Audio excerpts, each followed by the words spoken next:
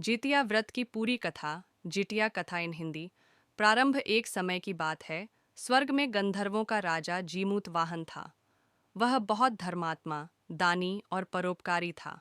अपने पिता से राज्य लेकर थोड़े ही समय में उसने उसे अपने छोटे भाई को सौंप दिया और स्वयं वन में तपस्या के लिए चला गया। एक दिन वह तप करते हुए सैर को निकला तो देखा कि एक वृद्धा रो रही है। जीमूत वाहन ने उससे रोने का कारण पूछा। वृद्धा ने बताया, मैं नागवंश की स्त्री हूँ। गरुड़ प्रतिदिन हमारे वंश के एक एक नाग को खाता है। आज मेरे पुत्र श्रृंगी की बारी है। यह सुनकर जीमूतवाहन को बहुत दुख हुआ। उसने वृद्धा से कहा, माँ, तुम चिंता न करो। मैं तुम्हारे पुत्र की जगह गरुड़ को अपने को अर्पण कर दूंगा।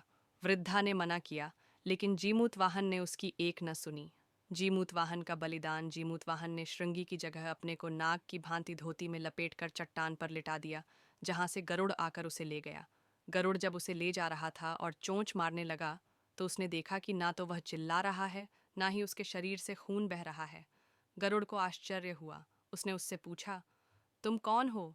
नाग तो नहीं हो? तब जीमूतवाहन ने सारा वृत्तांत बता दिया।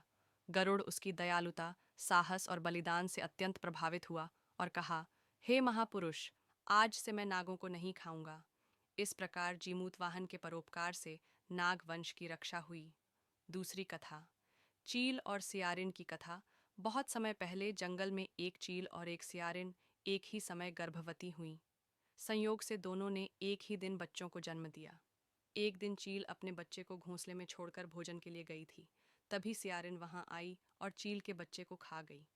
जब चील लौटकर आई और बच्चे को गायब पाया तो वह बहुत दुखी हुई और रोने लगी। उसने भगवान से अपने बच्चे की रक्षा के लिए प्रार्थना की। भगवान ने उसे आशीर्वाद दिया और कहा कि अगले जन्म में वह मनुष्य योनि में जन्म लेगी और यदि वह ज्यूतिया व्रत पूरी श्रद्धा से करेगी तो उसे फिर से सुंदर, तेजस्वी और दीर्घायु संतान प्राप्त होगी।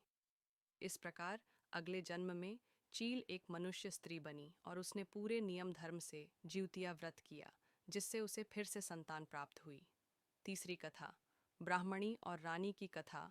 एक गांव में एक ब्राह्मणी और एक रानी रहती थीं। दोनों ने एक ही दिन ज्यूतिया व्रत करने का निश्चय किया। ब्राह्मणी ने नियम पूर्वक व्रत किया। पूरे दिन निर्जल और निराहार रहकर भगवान जीमूतवाहन का स्मरण करती रही।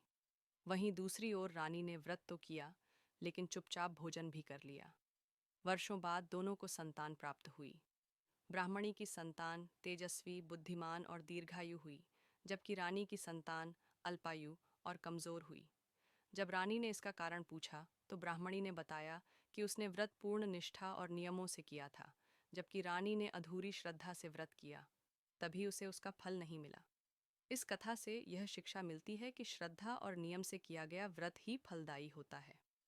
जितिया व्रत का महत्व। यह व्रत माताएं अपने बच्चों की लंबी उम्र, स्वास्थ्य और सुरक्षा के लिए करती हैं। सप्तमी तिथि को नहाए खाए की परंपरा होती है। विशेष भोजन बनता है। अष्टमी तिथि को स्त्रियां निर्जल व्रत रखती हैं और भगवान जीमूतवाहन की पूजा करती हैं। नवमी को व्रत का पारण किया जाता है।